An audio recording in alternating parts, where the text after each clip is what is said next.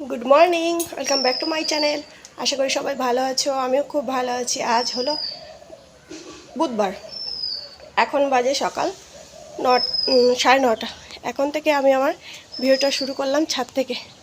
তো কালকেও বৃষ্টি হয়েছে, নিম্নচাপ হওয়ার কথা আছে, কিন্তু কবে থেকে হবে সেটা জানি না। কিন্তু বৃষ্টি রোজই একটু একটু হচ্ছে। ছাদে এলাম জামা কাপড়গুলো মেলতে, রোদ দিয়েছে।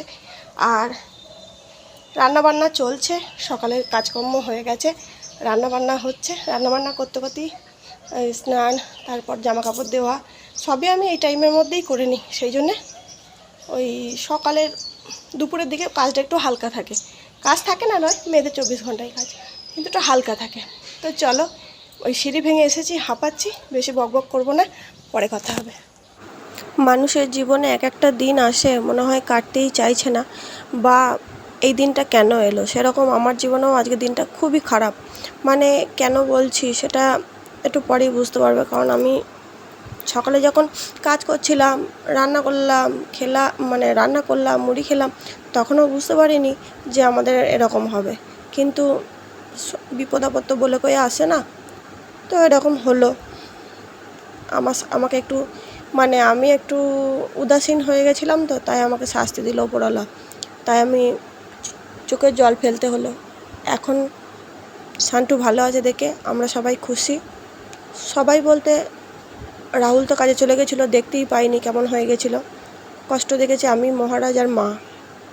তো যাই হোক, ও খারাপটা দেখে যায়নি, আবার এসেও খারাপটা দেখতে হবে না, ওরই ভালো। বাইরে থাকা মানুষদের হয়েছিল সমস্যা। সারাটা দিন খুব কষ্টের মধ্যে কাটলো। কারুর যেন এরকম দিন না আসে। বুতি আটা কচু দিয়ে আলু দিয়ে তরকারি, ভালো তরকারি, একটা আলু দিয়েছি আর সব কচু।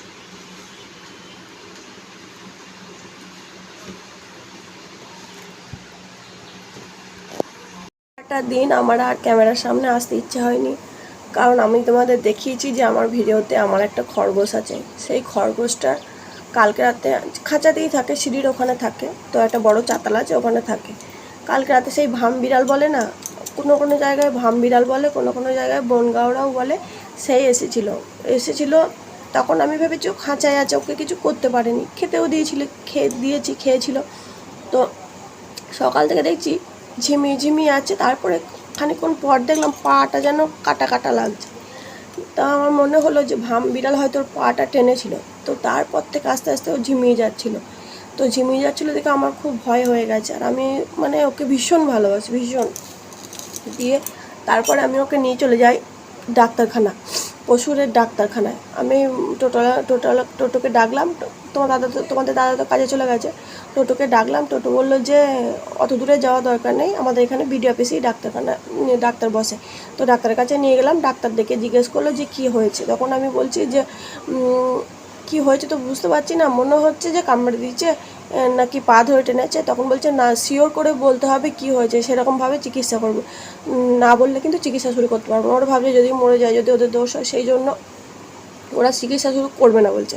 তখন আমি বললাম যে না, মনে হচ্ছে ভামবিড়ালই কামড়েছে, কারণ আমার কাছে 4 বছর আছে, কখনো একটু কিচ্ছু হয়নি, ওটা জ্বর পর্যন্ত হয়নি। তো হঠাৎ করে কালকেই ভামবিড়ালটা এলো, আর আজকেই শরীরটা খারাপ হয়ে গেল, মনে হচ্ছে ভামবিড়ালে কামড়ে দিয়েছে। তখন সঙ্গে সঙ্গে ডাক্তারটা একটা ভ্যাকসিন লিখে দিল। আমি পাশের দোকান থেকে গিয়ে একটুখানি দূরে আবার টোটোটাকে নিয়ে আমি বাবুকে ওই খরগোশটার সামনে দাঁড় করিয়ে দিয়ে তারপর আমি টোটো করে আবার অন্য দোকানে চলে গেলাম। টোটোলাকে বললাম যে এই দোকানটার নাম বলে দিয়েছিল, সেই দোকানটায় গেলাম। একটা ভ্যাকসিন দিল, 300 টাকা দাম দিল। সঙ্গে সঙ্গে ফ্রিজ থেকে বার করে দিল, আর কিছুটা বরফও দিয়ে দিয়েছিল ওর মধ্যে। ওটা বরফের মধ্যেই রাখতে হবে। নিয়ে গেলাম। তারপরে 5 মিনিটের মধ্যে ইঞ্জেকশানটা দিয়ে দিল। তখন আমার নেতিয়ে গেছে, নড়ছে চড়ছে না। ইঞ্জেকশান দিয়েছে, কোনো গায়ে সান বা কিচ্ছু নেই। তো সেই তারপরে ওকে দেখে আমার আর মনে হচ্ছে চিৎকার করে কাঁদি।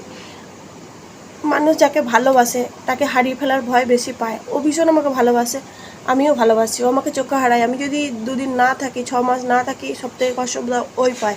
তো সারাদিনে আমাকে পরিষ্কার করতে হয়, জায়গা পরিষ্কার করতে হয়, ওকে ছাদে তুলতে হয়, 3 বার করে খেতে দিতে হয়, নামাতে হয়, এগুলো আমার দায়িত্ব। চান করানো, ওকে নিয়ে আমি পড়ে থাকি।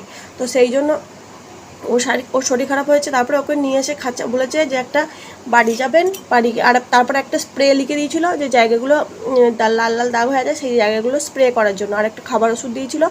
সেইটা খাবার ওষুধটা পাইনি, স্প্রেটা পেয়েছি, নিয়ে এসেছি। খাবার ওষুধটা বিকেলে রাহুল আসার সময় নিয়ে আসবে। তারপরে বাড়ি নিয়ে এসে বলেছিল একটা কাপড় কাচা সেই গোল সাবানগুলো হয়, বাটি সাবান, ওগুলো দিয়ে জায়গাগুলো 10-15 মিনিট ঘষতে, আর অনেকক্ষণ ধরে আধ ঘন্টা ধরে জল ঢেলে চান করাতে। তো যখন চান করিয়ে ওকে শোয়ালাম, একদম মনে হচ্ছে মরে গেছে। বিছানায় শোয়ালে যেমন হয়ে যায় সেরকম একবারে পুরো হয়ে গেল, শুয়ে পড়লো। তারপরে শুধু পেটটা নড়ছে, নিঃশ্বাস নিচ্ছে, তারপরে আর কিছু করছিল না। মানে ওকে দেখে আমি 10 মিনিট কান্নাকাটি করেছি। তারপরে খাওয়া দাওয়াও সেরকম দুপুরে করিনি, মন ভীষণ খারাপ ছিল, আমি আর ক্যামেরা করিনি। এখন বাজে প্রায় 4টে, তো এখনও উঠে বসেছে। আমার মনটা ভালো লাগছে, শান্তি আছে যে এখনও 4 দিন ভ্যাকসিন দিতে হবে। ফ্রিজে রাখা আছে, আজকে 10 তারিখ, আবার 13 তারিখে একটা হবে, আবার 15 তারিখে একটা হবে, আর একটা কত তারিখ বেশ লেখা আছে, কাগজটা দেখে বলতে হবে। তো এই হলো ওর, এই হয়েছিল আজকের দিনটা আমার সঙ্গে খুব খারাপ কেটেছে, খুব। তো এতগুলো বছরে ওকে কোনো দিন হারিয়ে ফেলার ভয় আমি পাইনি। হ্যাঁ জানি একদিন চলে যাবে, কিন্তু হঠাৎ করে এরকম হবে সেটা আমি বুঝতে পারিনি। তারপরে আবার ছাদের দরজাটা আমি খুলে রেখেছিলাম, আমার মাধ্যমে হয়েছে। আমি যে কাকে দুঃখটা প্রকাশ করবো আমি সেটাই বুঝতে পারছি না। অন্য কেউ করলে তাকে তবু বলতে পারতাম, কিন্তু যেহেতু ভুলটা আমি করেছি, আমার হাত দিয়ে হয়েছে, আমার আরও কষ্ট হচ্ছে, আমি খুব কেঁদেছি, খুব। তো ঠাকুর আমার কথা শুনেছে, ঠাকুরকে আমি বলেছি যদি আমি ভুল করে থাকি, আমি অন্যায় করে থাকি, শাস্তি আমাকে দাও, ওকে ভালো করে দাও। তো ঠাকুর আমার কথা শুনেছে, কোনো দিন আমার কথা শোনে না কিছু। তা আমি যা চাই উল্টো হয়। তা যাক, আমার শান্টু ভালো হয়েছে, উঠেছে, বসেছে, এখনও কিছু খাইনি সারাদিন। এবার 5টা বাজলে ওকে দুটো খেতে দেবো, কারণ উঠেছে, ওর শরীরে কষ্ট তো হচ্ছে, সঙ্গে সঙ্গে খেতে দিলে খেতে পারবে না। আর চোখ মুখ দেখে বুঝতে পারছো আমার যে আমি কান্নাকাটি করেছি, আর শরীর মন কোনোটাই ভালো ছিল না যে তোমাদের সঙ্গে এসে ক্যামেরার সামনে কথা বলবো। তোমরাও ঠাকুরের কাছে প্রার্থনা করো, যারা যারা আমার ভিডিওটা দেখছো ঠাকুরের কাছে প্রার্থনা করো যেন ও খুব তাড়াতাড়ি সুস্থ হয়ে যায়। তো এইটুকুই চাই, আর কিছু না। ভালোবাসার মানুষ বা প্রিয়জন হারিয়ে গেলে কেমন লাগে আমি জানি, কারণ অনেক প্রিয়জন আমি হারিয়েছি। তো চলো আজকের মতো টাটা।